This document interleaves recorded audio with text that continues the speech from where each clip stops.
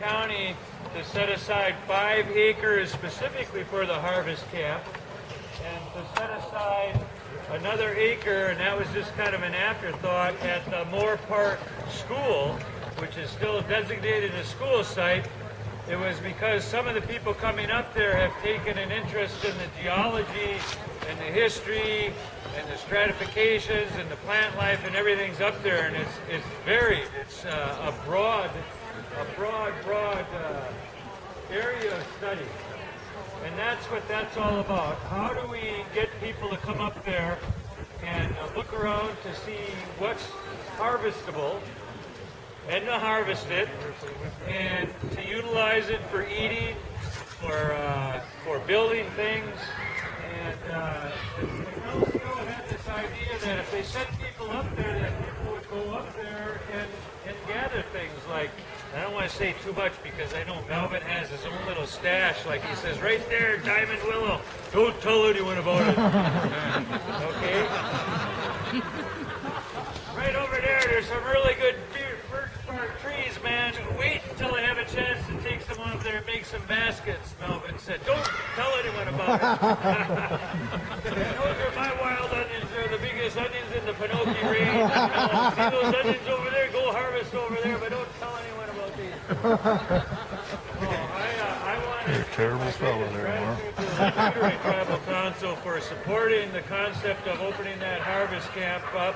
And Melvin, who's over here, Selena LaPointe, who's been up there, he's not here today, and Andrea Layton, who's up there today, maybe giving tours or holding the fort down there while we're here. And by taking this concept of the harvest camp beyond the fact that some people wanted to come in and extract a whole bunch of wealth out of the ground and take it to Florida or Toronto, Ontario, Canada, or China for the investors who are behind some of this stuff, or wherever it goes outside of this community, that we could do things with this area to create jobs for 1,000 years rather than 30, and allow an opportunity for people to see some really pristine beauty. Clean water, clean resources, miles of camping grounds, 4,960,486 and 23 wild onions to harvest up on the crest or wherever it might be, artwork, rocks, rare turtles they found. We're looking for 2 golden eagles that are nesting in the area. And if I was an eagle, I'd go to the highest crest of the highest tree and make a big nest up there and act like an eagle and look over everything. But we know they're up there in the crest. We've got other endangered species because this area has been so pristine. There are things still living here that people go to and say, wow, you know, this is one spot you can find it. We need to inventory all of that. I had, I don't know who it was for sure, maybe Professor Scullin told me that the body's made up of 96% water, or 96.8% water. And if someone spent 6 years in the Penokee Range, their entire moisture and their body content would change over to whatever you've been drinking. So if you're up here for the next 6 years drinking water every day, 6 years from now you are part of the Penokee Range. And part of the overburden, these guys want to move around. But the idea is to become, become part of what this all is by being here. When we went to Iron County and negotiated our agreement, Melvin was with me, and we had a fun time watching the aura of people and the personalities who were operating there, and we got through everything, and we said that we wanted the school grounds for archaeological study, and they says, what are you going to do with that? I says, well, we got this archaeological collection. There's a baby bassinet from the 1920s, and there's bottles that we have found. There's an old cash register, there's cans, or we've got a real collection of stuff that the kids are bringing in out of the woods. He said, what are you going to do with the trash? He says, we've cleaned more trash up there than we've brought in so far, which was the truth. But we told the Iron County board there that what we were doing was opening up a museum of Caucasian existence. Everyone's always opening these little hose in the museums. You know, here's these artifacts we found around the area that proves the Indians were really here. Well, now we've got conclusive evidence that there were Caucasians that followed them. Because we got that display case out there. We might charge 50 cents for people to look at it. The Museum of Caucasian Existence, yes. Got a little bit of everything there. The idea is to take it beyond this proposal that someone else had, which endangers all kinds of things, and bring it back home to say that the people of northern Wisconsin don't want this thing in our backyards. Excuse us, but they did not just hear tribal people. They didn't hear anyone. They didn't hear Iron County board officials. They didn't hear people who were in favor of the mines.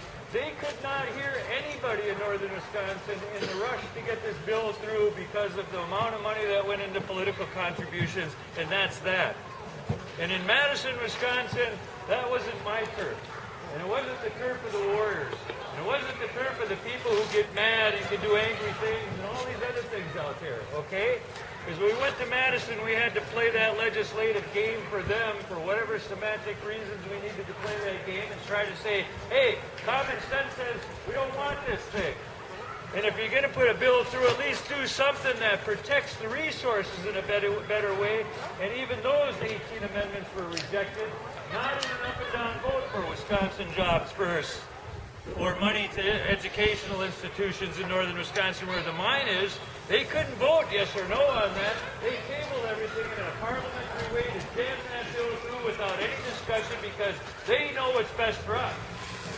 Well, I've been up here in the last couple weeks, and I can tell you this, that I haven't gone anywhere in this county so far where there are not allies all over the place that are waiting for us to come up here and help them voice themselves. There are people here that might be afraid to come down here. They might be afraid to come down here and be with us because they're afraid that someone might do something to their family, or they might lose the only job that they have. And jobs in Iron County and Ashland County in this area are a little bit rare. But the economy's been changing.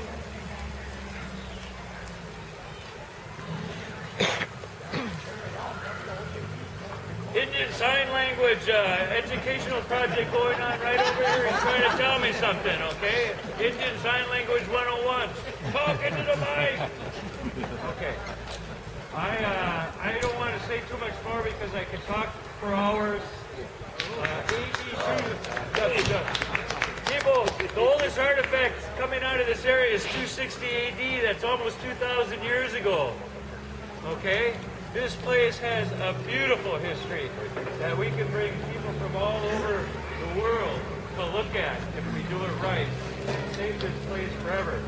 So what I want to do is I want to pass this microphone over to a representative of the Laputere tribe for just a few minutes and let him say some things here. You got to shout loud here. You got to put this on here. Dale says.